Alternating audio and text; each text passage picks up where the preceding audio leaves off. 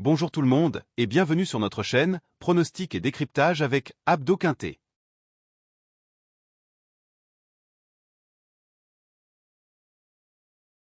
Le cheval numéro 1, Hunter S. Luke. Il a prouvé qu'il tenait 2400 mètres à Compiègne et en dernier lieu, sur l'hippodrome de Lyon-Paris, il s'est bien comporté dans la Coupe des 3 ans. Il y avait peu de partants ce jour-là, mais le lot était relevé. Le poulain est plaisant le matin à l'entraînement et nous avons hérité d'un numéro de corde favorable. De plus, son jockey Anthony Crastus le connaît.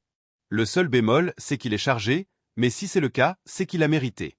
Il est dur, et je pense que la longue ligne droite de Vichy va servir ses intérêts. Nous n'avons pas la prétention de dire qu'il va jouer un tout premier rôle, mais je pense qu'il va être très compétitif pour les places.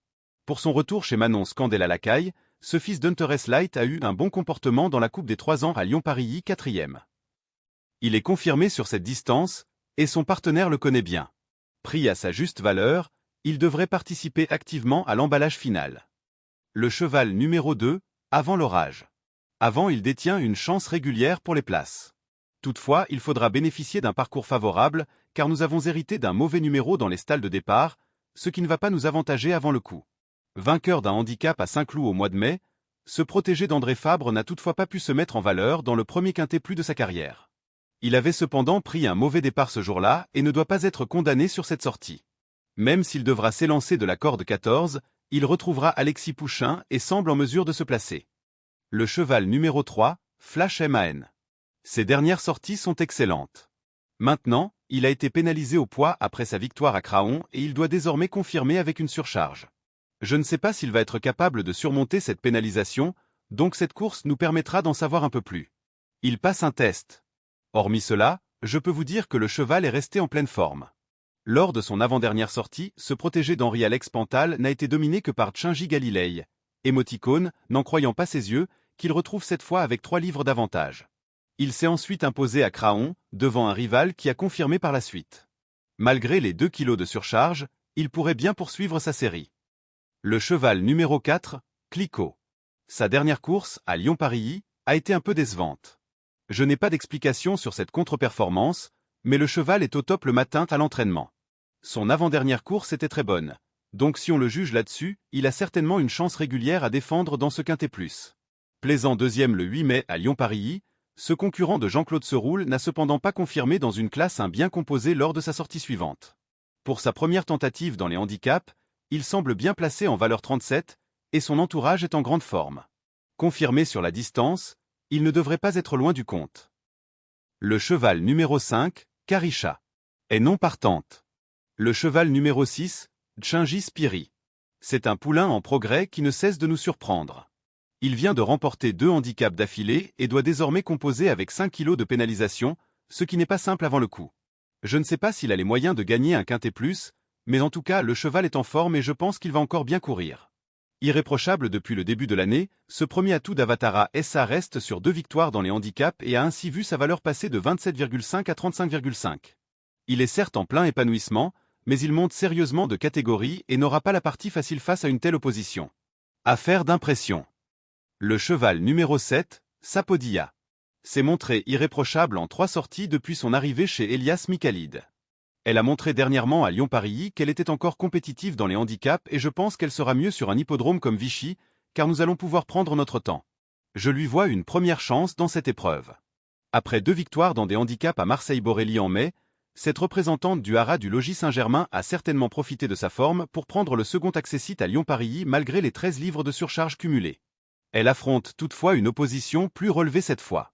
Malgré sa forme, nous en préférons d'autres. Le cheval numéro 8, Tchingy Galilei. Il a été pénalisé de 3,5 kg pour avoir gagné un handicap disputé par seulement 5 partants, ce qui me paraît sévère. Certes, le cheval qu'il a battu a répété derrière, mais la course était un peu tronquée. Cela me semble donc compliqué, d'autant plus qu'il a tiré un très mauvais numéro de corde. Nous n'avons cependant pas le choix des engagements avec cette valeur, donc on essaie. Il va défendre ses chances du mieux possible, mais, à mon avis, sa position dans les stalles de départ sera un gros handicap. En dernier lieu, dans un handicap qui ne comptait que 5 partants, ce représentant de Mathieu Brasme s'est imposé plaisamment, ouvrant ainsi son palmarès. Pénalisé de 3,5 kg, il retrouve Flash MAN 3, avec 3 livres de désavantage.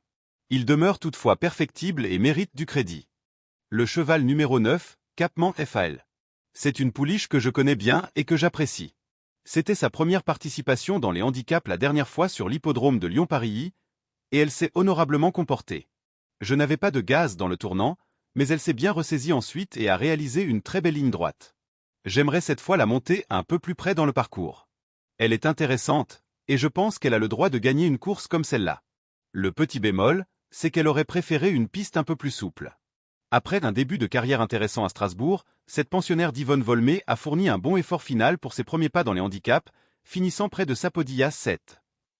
Même si elle monte de catégorie, elle est en mesure de se placer, comme d'autres. Le cheval numéro 10, Coralia. Lorsqu'elle a couru la classe 2 sur l'hippodrome d'Angers, c'était une mission impossible. La course s'était déroulée sur un faux rythme et la piste était rapide, donc nous n'avions pas pu revenir de l'arrière. Je pense qu'elle vaut sa valeur et qu'elle détient une chance, même si elle n'a pas beaucoup de marge. Le tracé de Vichy va lui convenir et le retour sur 2400 mètres devrait lui être bénéfique. Son numéro de corde est correct, donc on peut l'envisager pour une place. Vainqueur de son maiden en avril à Angers, cette pouliche des frères Wertheimer n'a toutefois pas pu confirmer dans une classe 2 lors de sa sortie suivante.